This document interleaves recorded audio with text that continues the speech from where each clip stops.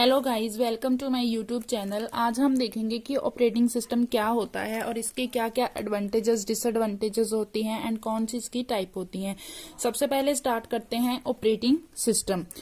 N operating system can be defined as an interface is between the user and hardware. जो operating system होता है ना, ये एक इंटरमीडिएट होता है between the user and the machine. मतलब कि आगे मैं आपको डायग्राम में एक्सप्लेन करूंगी कि ये जैसे हमारा जो इंटरमीडिएट है ये बिटवीन लगा होता है ऑपरेटिंग सिस्टम यूजर और हार्डवेयर के बीच में, मशीन के बीच में। जैसे अब हमारी लैंग्वेज कौन सी होती है, हाई लेवल लैंग्वेज होती है, और जो हमारे सिस्टम की कंप्यूटर की होती है वो लो लेवल होती है, जैसे कि binary language 0 and 1।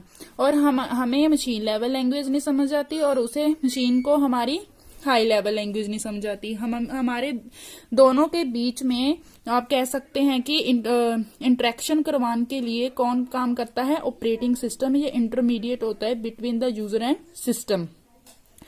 Operating system is a collection of set of the programs, और सॉफ्टवेयर भी कह सकते हैं आपकी। ये कलेक्शन ऑफ सॉफ्टवेयर होता है और प्रोग्राम्स का होता है collection. It is manage all the resources, allocation, CPU management, file management and many other task of the computer system. जो हमारा ऑपरेटिंग सिस्टम होता है ना, ये सभी जो भी काम होते हैं कंप्यूटर के, जो भी resources, allocation, CPU management, file management, जितने भी कंप्यूटर के काम होते हैं वो सभी कौन मैनेज करता है, ऑपरेटिंग सिस्टम। अब इसकी हम आगे एडवांटेज देख लेते हैं कि इसकी कौन कौन सी एडवांटेज होती है। सबसे पहले ऑपरेटिंग सिस्टम जो होता है ये हमें प्रोवाइड करता है GUI interface is for the users in the form of menu, icons and button.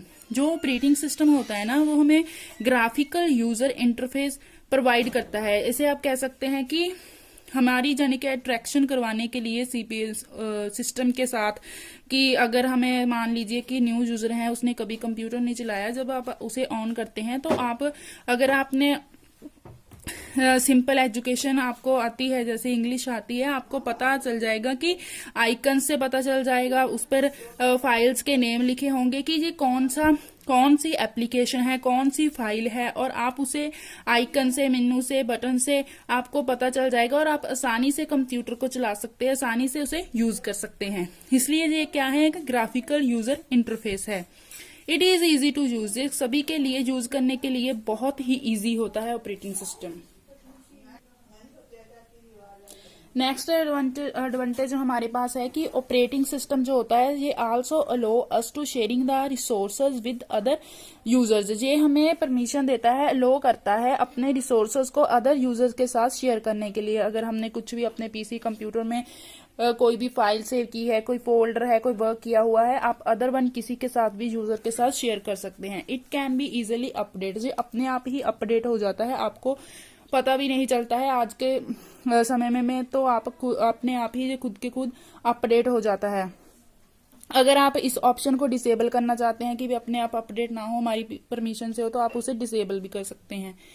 It help to user to understand the basic functions of the computer. ये हमारी हेल्प करता है यूजर की। यूजर कौन है, हम होते हैं जो कंप्यूटर को यूज करते हैं, उनकी हेल्प करता है कि कैसे वो बेसिक फंक्शंस को, कंप्यूटर को अंडरस्टैंड कर सकते हैं।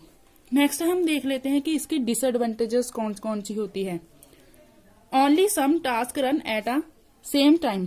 आप कंप्यूटर में मल्टीटास्किंग कर तो सकते हैं, बट अगर आप चाहें कि आप एक ही टाइम में 20, 30, जो 40 टास्क एप्लीकेशंस को ओपन करके उसमें वर्क करना चाहते हैं, तो इतने टास्क आप उसमें परफॉर्म नहीं कर सकते।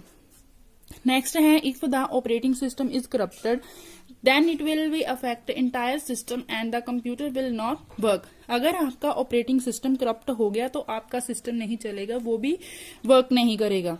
ये तो थी हमारी एडवांटेज और डिसएडवांटेज, और आपको ऑपरेटिंग सिस्टम के बारे में भी मैंने फुल एक्सप्लेन कर दिया कि उसकी डेफिनेशन क्या होती है। इसके लिए आपको सिर्फ इतना ही नॉर्मल आप कह सकते हैं कि लैंग्वेज में आपको इतना याद रखना है कि जो ऑपरेटिंग सिस्टम होता है ना, ये इंटरमीडिएट होता है between the user and the hardware. Next है हमारे पास कैरेक्टरिस्टिक्स ऑफ ऑपरेटिंग सिस्टम की। ऑपरेटिंग सिस्टम की कैरेक्टरिस्टिक्स कौन कौन सी होती है। सबसे पहले आ जाता है scheduling.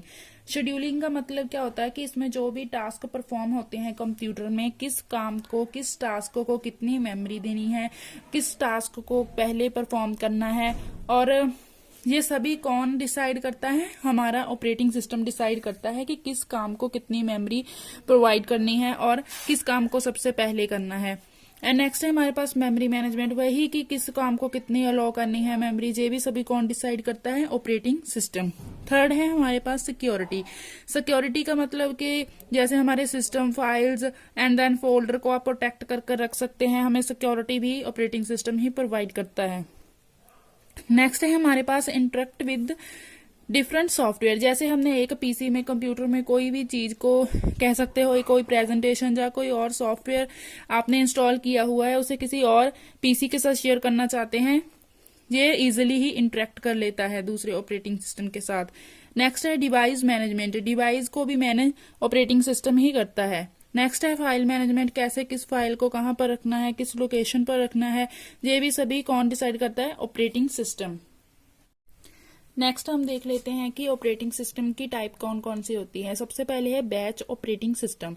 Batch processing was very popular in this technique. Similar type of jobs were batched together and execute in time. जो बैच ऑपरेटिंग सिस्टम होता है ना, ये बहुत ही पॉपुलर ऑपरेटिंग सिस्टम है। इसमें क्या होता है कि इसमें ये batch operating system similar type की जॉब को एक जगह पर सबमिट करता है एक ही टाइम पर।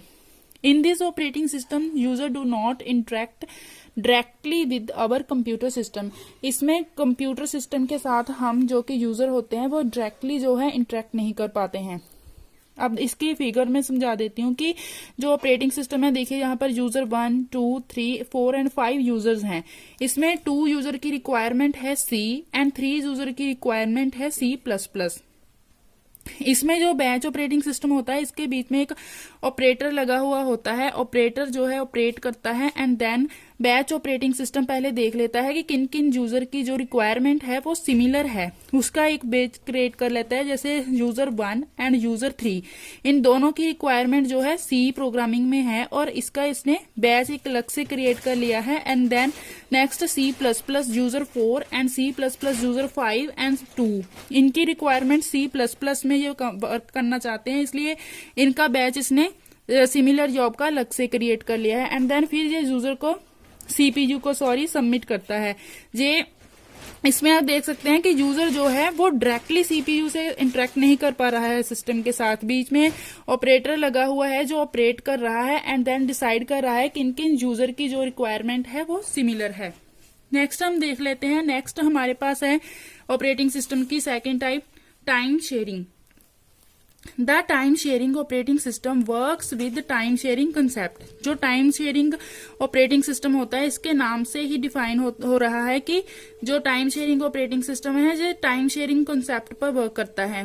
Have the CPU is will provide a same time period to each and every process. इसमें क्या होता है कि जो सीपीयू होता है, जो हमारा टाइम शेयरिंग ऑपरेटिंग सिस्टम है, इसमें ये सभी वर्क को सिमिलर टाइम प्रोवाइड करता है वर्क करने के लिए।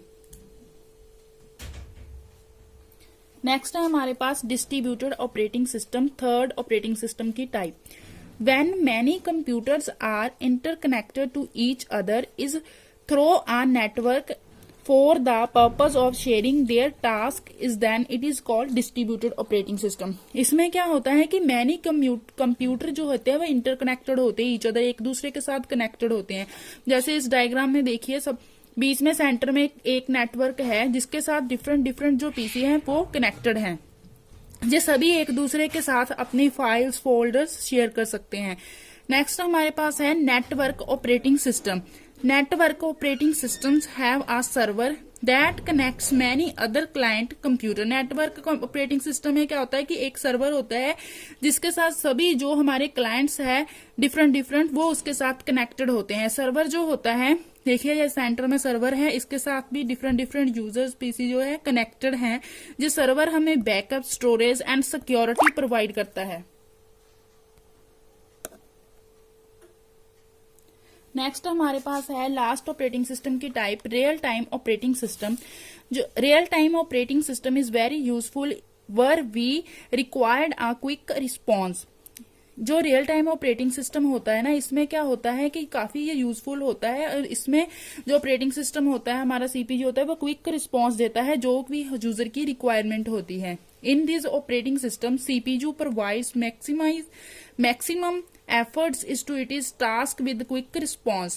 These operating system is very costly because its response time is very quickly. ये काफी ही कॉस्टली होता है क्योंकि इसका रिस्पॉन्स टाइम जो होता है वो वेरी क्विकली होता है। ये जो भी आपकी रिक्वायरमेंट होती है, जो भी आप कमांड देते हैं, उसका क्विकली आंसर देता है। नेक्स्ट 2 टाइप्स होती है हमारे रियल टाइम ऑपरेटिंग सिस्टम की। फर्स्ट वन होती है hard real time operating system and soft real time operating system. So ये तो था हमारा आज का टॉपिक, ऑपरेटिंग सिस्टम क्या होता है, इसके कौन कौन से एडवांटेज डिसएडवांटेज होती हैं, एंड मोस्ट इम्पॉर्टेंट इसकी कौन कौन सी टाइप होती है। Thanks for watching.